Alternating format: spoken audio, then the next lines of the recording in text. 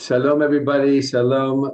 Great to be here. World Vegan Day Sameach. Happy World Vegan Day. A really special day for vegans, for vegetarians, for people who care about animals, for the animals themselves, and for learning about animal welfare in general, and specifically, of course, learning about Jewish thoughts and teachings having to do with animal welfare. So I'm really excited to be here. I'm really excited to share this. If you can't tell already, this is an exciting topic for me. It's a major passion of mine. Has been a major passion of mine for many, many years. So I want to share with you a few teachings. Know that this is a drop in the bucket compared to what's out there. But for the half an hour or so that we'll be together, we'll look at some teachings together from the Jewish tradition, some ancient teachings, some modern teachings, and hopefully put together a sense of what does Judaism say about animal welfare in general and a vegan diet in specific. All right, really quickly, I just want to give you a quick little bio of who I am. If you don't know me, I think it's always good to just know a little bit of the person sharing, presenting in front of you. So I'm just going to share a little bit about me, and then we'll jump into the teachings. Again, my name is Akiva. I'm originally from America, from New York. I made Aliyah to Israel in 2004 with my wife, Tamar. We've been living here ever since. We have 4 kids, Baruch Hashem, who were all born here in the land of Israel, in the state of Israel. And I've been involved with Jewish and Israel education now for over 20 years.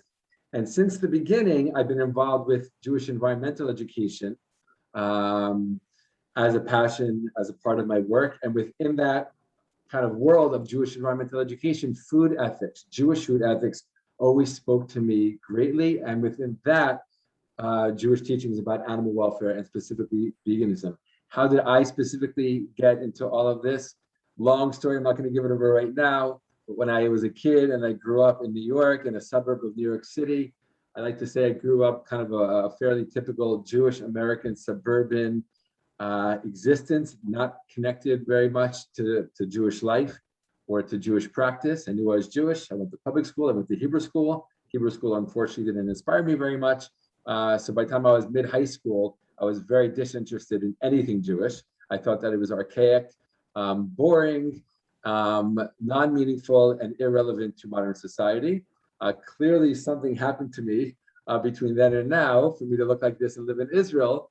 And that's a whole story into itself. But I will say that in college, specifically, I got very involved with activism, and I got very involved with environmentalism.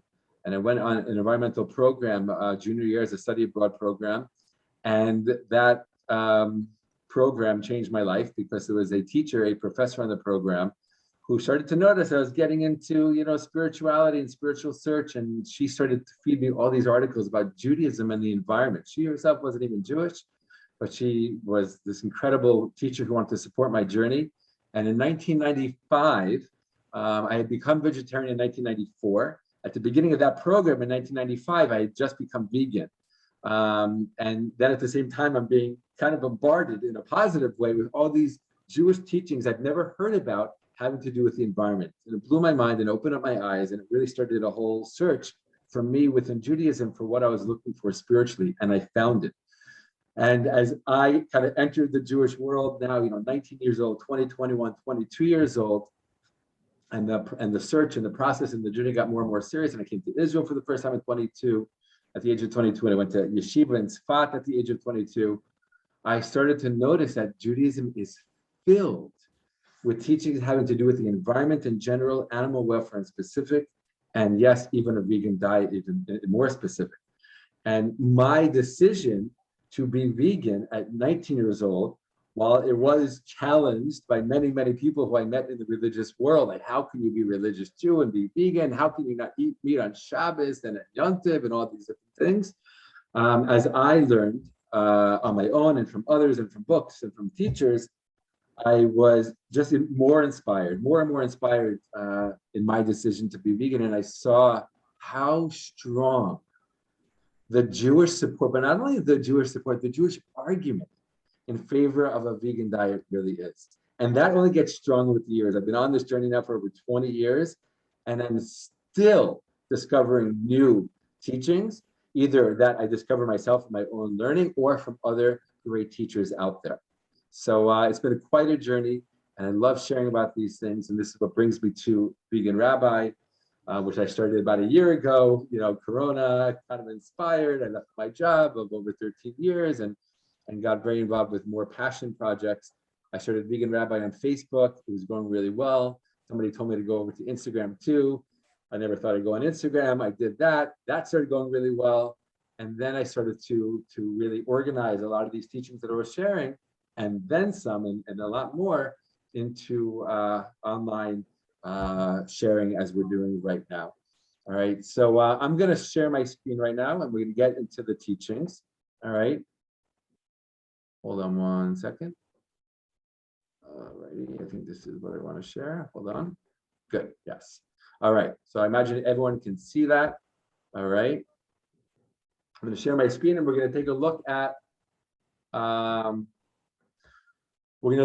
the sources that I selected for this webinar. Now, if you have a question or a comment, please put it in the chat, and we'll take a look at it afterwards. Okay, I think it'll flow better if I just share everything I wanted to share, and then at the end, if there's any questions or comments, I'll take a look at the chat, or we can just unmute yourselves and share that way.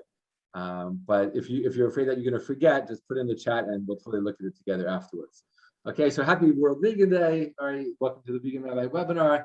The title being, Does Judaism Favor a Vegan Diet? I'm the Kibbutz Gersh. My Vegan Rabbi website is the kibbutzgersh.com/Vegan Rabbi, probably where you went to sign up for this webinar. And as I said, we are going to look at a number of sources connected to our topic. Know that, again, this is a drop in the bucket. If this is something that is interesting to you and you want to go deeper, I do offer deeper online offerings that you can find on my website. And I'll mention that at the end as well. All right, but let's go right to the beginning, okay? I mean, because it's pretty, hold on one second, it's pretty amazing that when we're talking about Judaism and veganism, we don't have to go deep into the Torah to already start to see it, all right? But let's look at Genesis 1, chapter 1, of course, the creation of the world, the 6 days of creation, okay? And we see in verse 28, right after the human being or beings were created, we see this verse, okay? And we'll read out this verse. I'll read it in the English just to make it, available to everybody. But if there is any sources here that I'm sharing in English, in the English translation, you want it in the original Hebrew, you can either say that in the chat or just email me later and I can get that for you, okay? But here we go, Genesis chapter 1, chapter 1, verse 28. Famous verse. God blessed them, meaning Adam and Chava, Adam and Eve, and God said to them, be fertile and increase, fill the earth and master it, and rule the fish of the sea, the birds of the sky, all the living things that creep on earth. And if you stop and pause at verse 28 in chapter 1 of Genesis, you're like, oh my God, what kind of command is this? This is basically God telling human beings to take over the world and do with the world as they wish, to fill it, overpopulation, master it, and rule over it. Right, with this like hard fist, like what? This is the Jewish tradition. And I remember when I was in college, before I became more connected Jewishly, I was an environmental studies major. And one of my professors, we were reading an environmental philosophy textbook. And one of the articles in the textbook, which some of you might be familiar with from the 1960s, Lynn White, who basically talked about the Judeo-Christian sources for the modern environmental devastation that the world is seeing.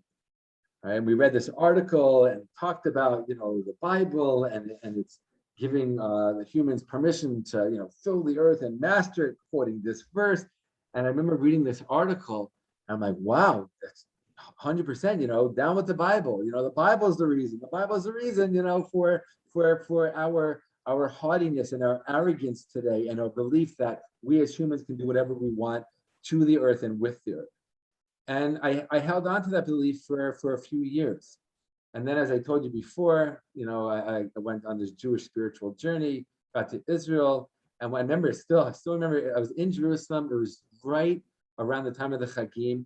And I wanted to start studying the weekly Torah portion. My Hebrew was very, very weak at the time. So I bought Chumash with Hebrew and English, and I started to read it, and it was actually perfect timing because the week I started to read it was right after Simchat Torah, when we start to read the Torah all over again. It was perfect timing. And I'm reading, of course, the story of creation. And I get to the sixth day and I get to this verse. I'm like, oh my God, that's the verse. That's the verse from my environmental philosophy class, right? Where we talked about, the Judeo-Christian, support for the environmental devastation that we're seeing today. And it brought back that memory. Then, I continued learning. And I went to the next verse and I was like, verse 29 says, God said, sorry, I just need to let somebody in here. Hold on 1 second. Where'd that person go? I don't know. Sorry. I just saw someone flash on my screen. Anyway, in verse 29, all right, verse 29, we see that God is saying, God is saying to Adam and Eve, Adam and Chava, see, I give you every seed-bearing plant that is upon all the earth and every tree that has seed-bearing fruit. They shall be yours for food. And I'm thinking to myself, this is 1998 in the old city in Jerusalem. I'm learning, Torah really for the first time in my life. And I see this verse, I'm like, wait a minute. That sounds like a vegan diet that God just gave Adam and Eve. That's interesting. I never knew that about Judaism. I never heard that. I never learned that. In fact, that guy, Lynn White, who wrote that article that I read in college, he didn't mention this verse, even though it was the very next verse. He just stopped at the verse before. And if you look at the verse before, so yeah, it looks like, God told the humans, do whatever you want with planet Earth. But then you get to the very next verse, and already you're seeing limitations on that dominion, so to speak, that's given to the humans, right? And I didn't bring it in here, maybe I should have, but Rav Kook, the first chief rabbi of pre-state Israel, has this beautiful comment where he says, don't think that the dominion that God gives to humans at the beginning, right, is this kind of, overbearing, do what you want, whenever you want, however you want, dictator-esque kind of dominion. No, that doesn't come from a loving God. This dominion that the Torah talks about, this idea of mastering or ruling the world, is coming from a place of love and responsibility and caretaking, right? So don't make the mistake that God basically gave us infinite, permission to do whatever we want. And we see clearly in the text itself, because as soon as, humans are told that we're supposed to be like these masters of sorts for the world, we're told that, oh, by the way, but you can't eat any animal for food. Your diet has to be purely plant and tree-based, right? Right away, the limitation, right away, the instruction that all the world is not yours, all the world is not for you. And I'm limiting what you can do with the world. I'm limiting what you can do in the world. And not only that, but more specifically, that the diet is a vegan diet, says volumes. And we know this vegan diet that was given to Adam and Eve lasts for the next 1,600 years in biblical time. Right? Even though they get kicked out very quickly after this out of the Garden of Eden, their diet remains the same, which I find personally very interesting, because their lives radically changed when they were kicked out of the Garden of Eden. But one of the very few things, if not the only thing, that remained the same for them before they got expelled from the garden and after they got expelled from the garden was what they ate, was how they ate. On some level, a reminder of the idyllic reality that they had in the Garden of Eden and that they squandered, but that one day they will, right, through striving and through work, get back to, right? It's my own little insight into it. That's fine. I can't bring a source for that, but I can't help but think that. I can't help think that a diet that is reflective, that is in parallel with this original diet for the world, is somehow linked, is somehow part of the secret, so to speak, or maybe part of the work that we humans need to do to get back to the Garden of Eden, which is really a metaphor for a perfected and fixed world, right, bringing to life the ancient Jewish value of Tikkun Olam, right? So let's look, okay? First, let's look at this beautiful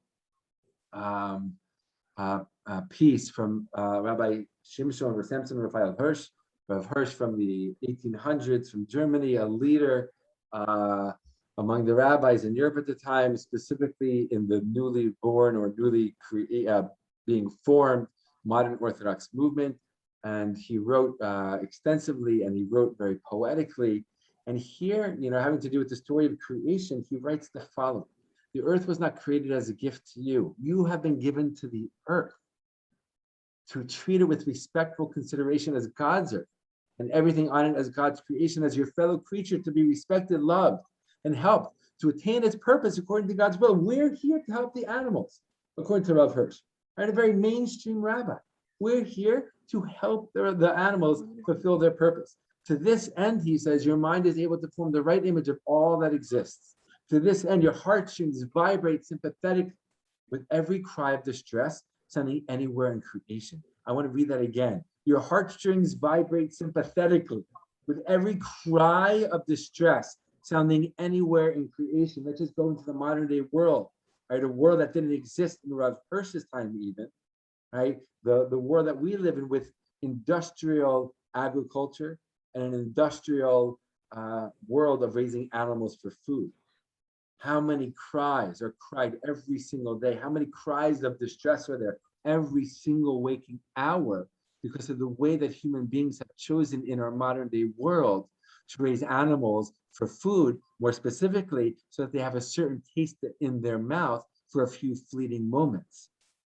Right? If our heartstrings are supposed to vibrate sympathetically with every cry of distress, our hearts should be freaking out right now because of all of the crying that has happened all over the world that is done only in the name of supporting a desire for meat.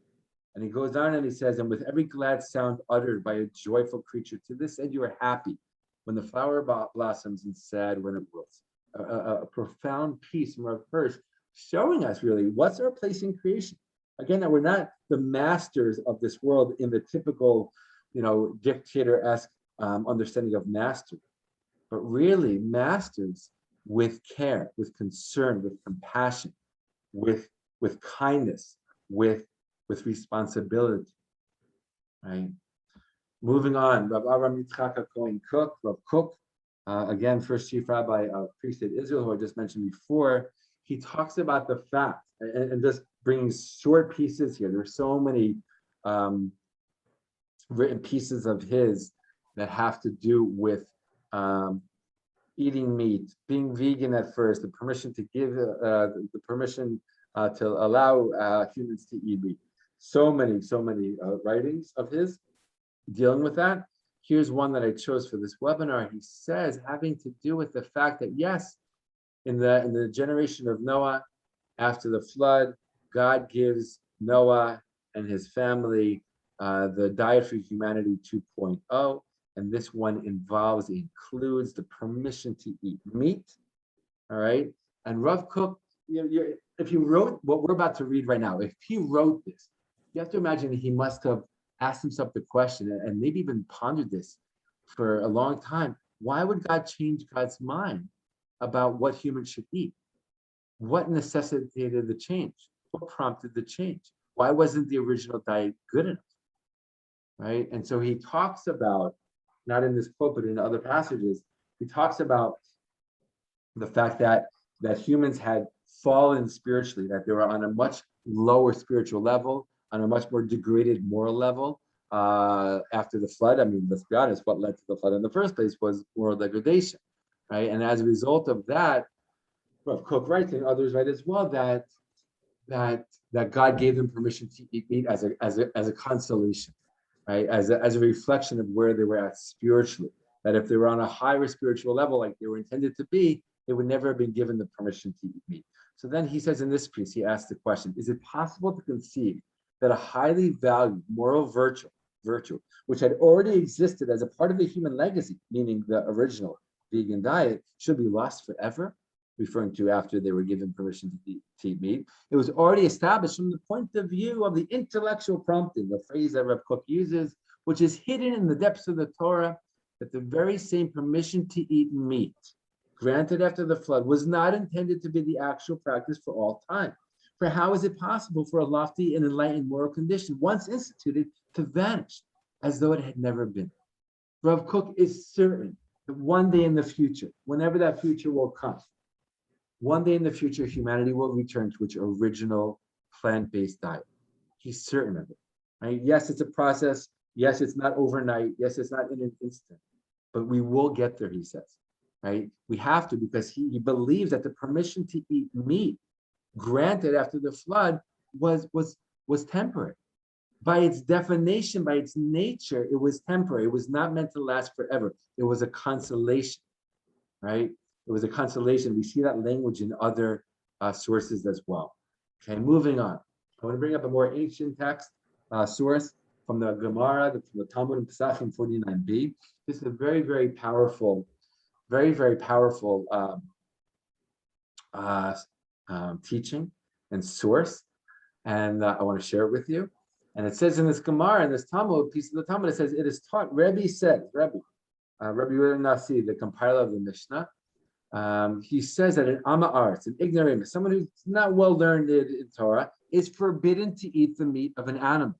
As it says, this is the Torah of the animal and the bird. So Rabbi is making this kind of hekish, like this connection, that because in the same verse it mentions the Torah and the animals and the birds that are kosher, it means basically, as this teaching goes on, anyone who engages in Torah study is permitted to eat meat. Anyone who does not engage in Torah is forbidden to eat meat. Now, what does this say? You know, I mean, that's not like a standard Jewish teaching that you hear, though it is in the Gemara. Okay, and I want to break this down for us. What does this piece of Gemara mean? When Rebbe says anyone who engages in Torah study is permitted to eat meat, he's saying something very, very deep, and this is supported by a more modern day Rabbi Mukubal teaching the Ben Ish Chai from Iraq. In his commentary in the Torah, he refers to this Gemara, and so what I'm about to say right now is using what the Ben Ish Chai says in his understanding of this Gemara, and as it applies to a certain passage in the Torah, when Bnei Israel, when the children of Israel are asking for meat in the desert, right?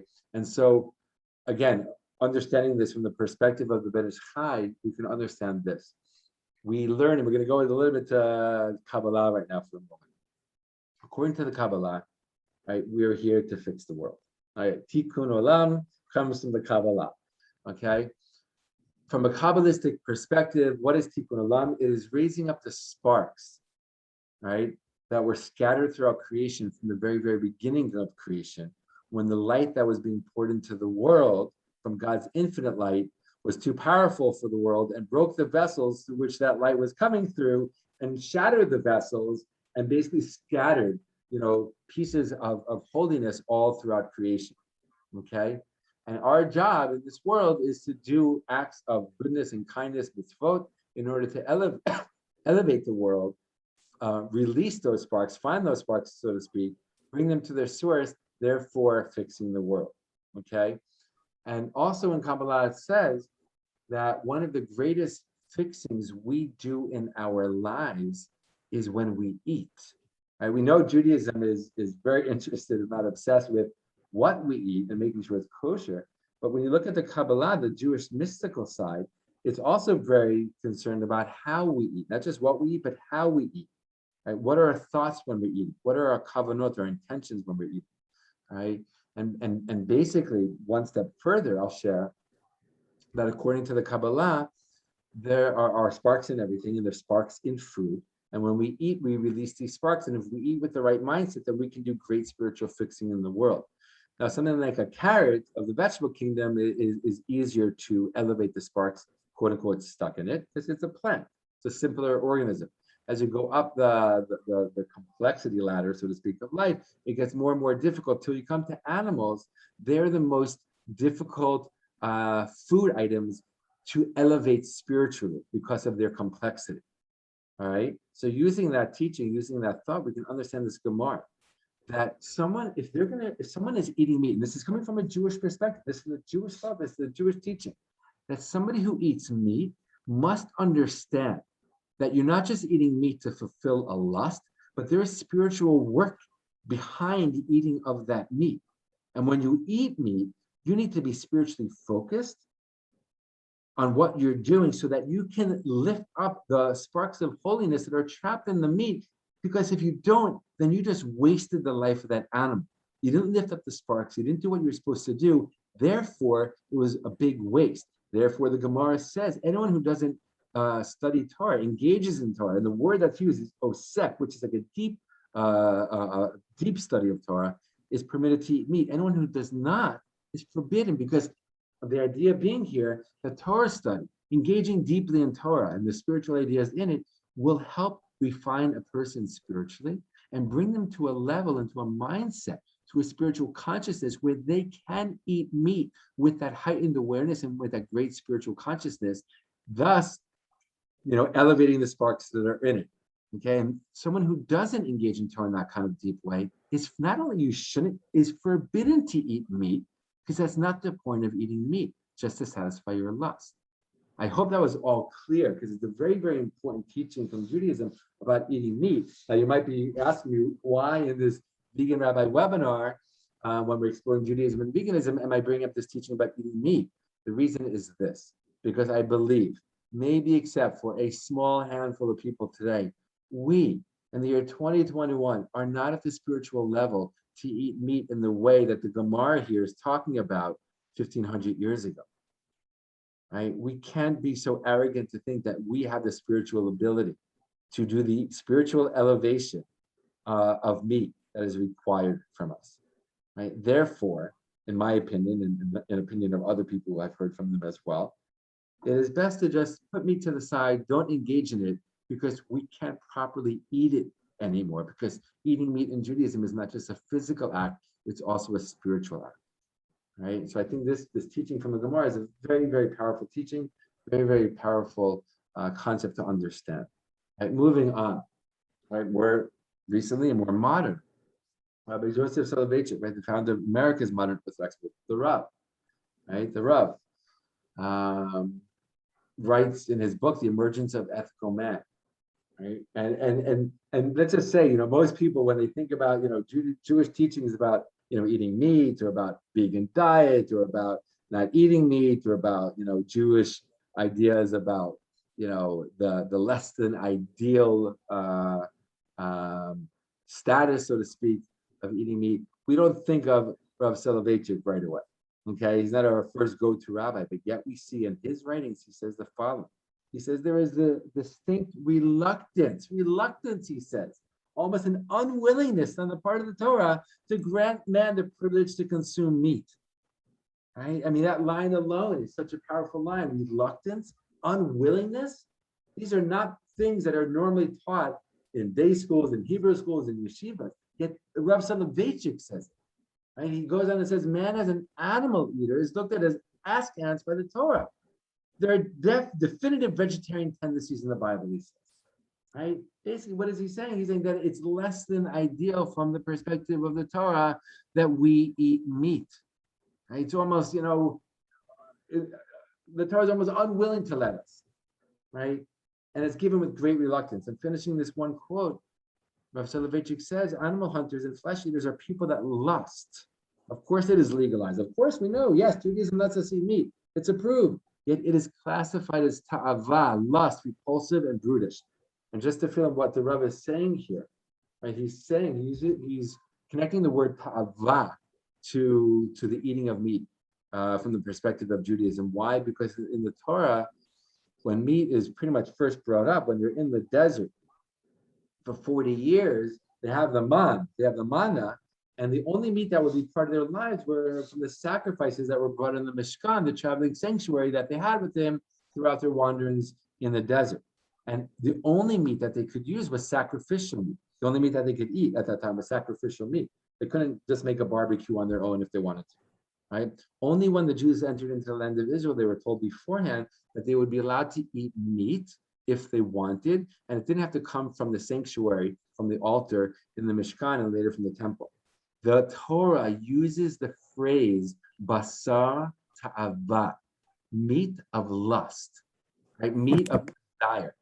Now, there's different ways to say desire in Hebrew. One, more neutral or positive way is ratzon. Ta'ava always has a negative connotation to it, and a negative tinge to it. So when the Torah says, yes, okay, yes, you can eat meat, even if you're not bringing it as part of a sacrifice in the Mishkan or the temple later on, But just know this is basar ta'ava. This is coming because you have this lust, which again, from the perspective of Judaism, is a negative thing that we're supposed to work on ourselves getting rid of.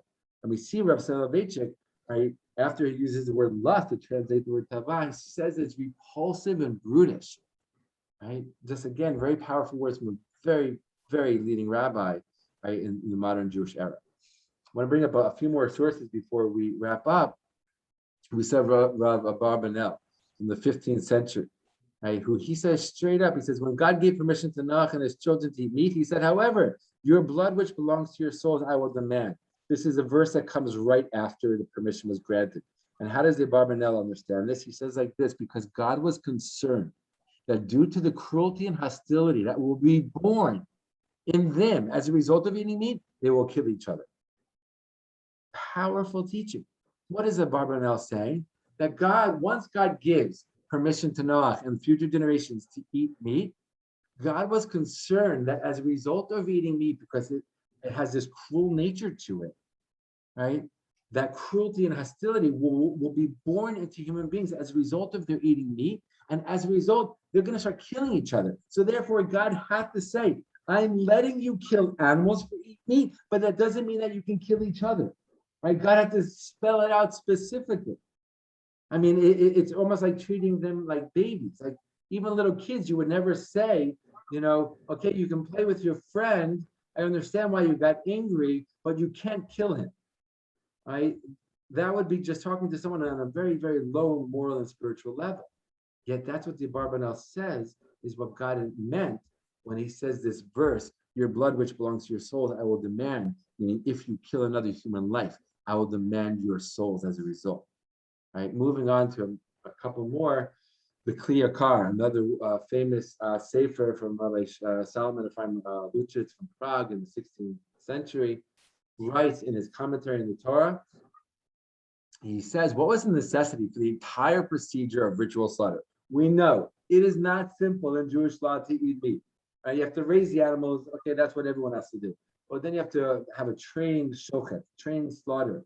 And you have to slaughter in the right way. And then you have to do all the checking inside the animal, even after it's been slaughtered, to make sure there's nothing wrong with the animal that would render it unacceptable to eat.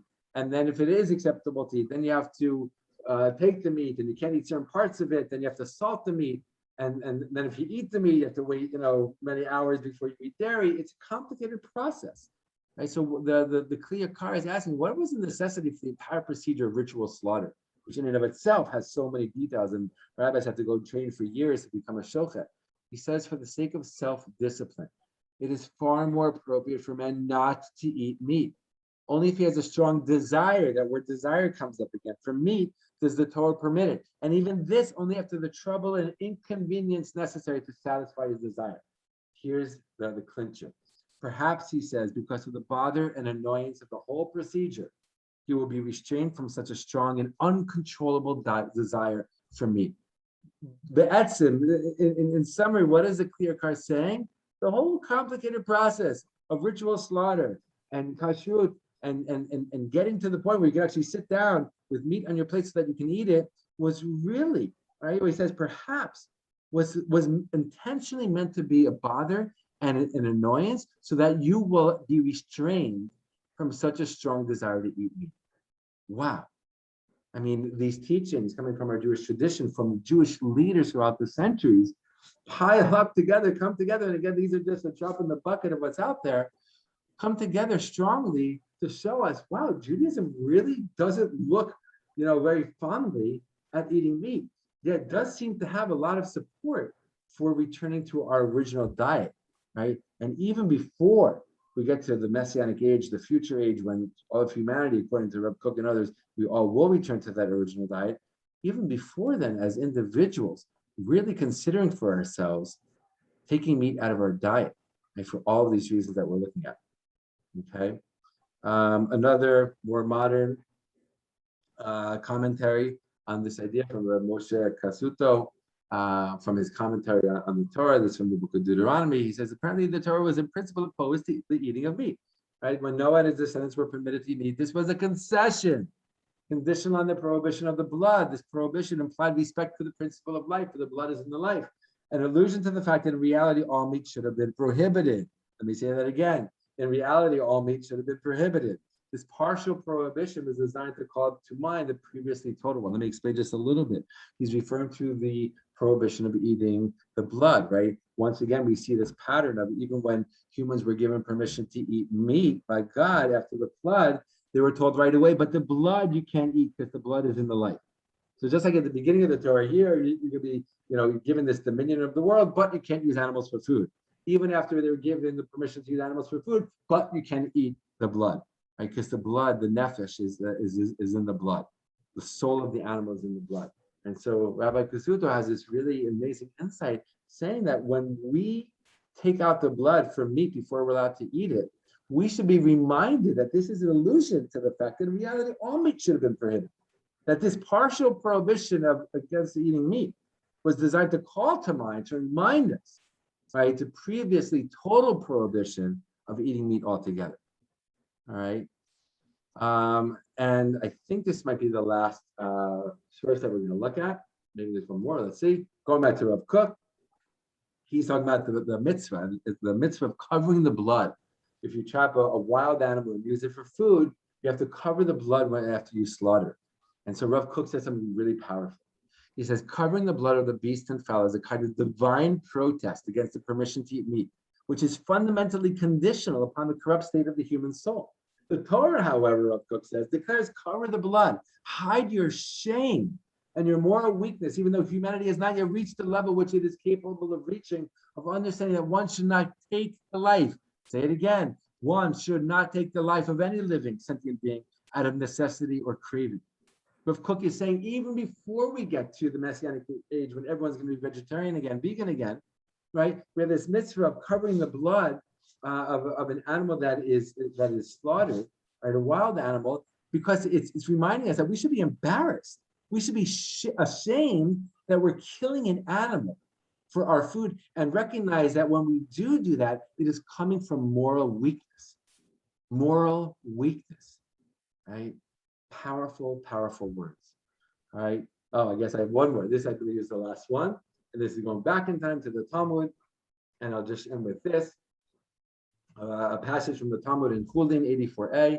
And it's referring to the verse that talks about trapping animals, right? If any Israelite traps an undomesticated animal or bird, talking about wild animals or birds.